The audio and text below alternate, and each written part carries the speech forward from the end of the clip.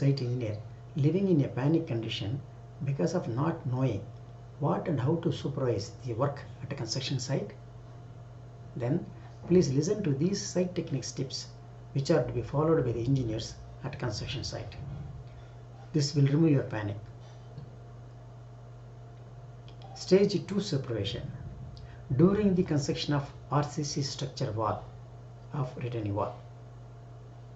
Tip number 1.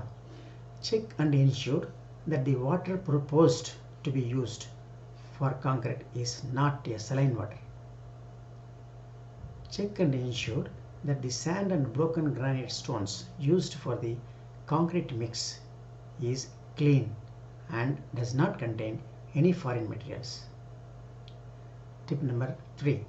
Check and ensure that the supervisor and the mixture machine operator are given proper instruction about the mixed proportion of cement concrete as specified in the work order. Thanks for listening. We will meet in the next video.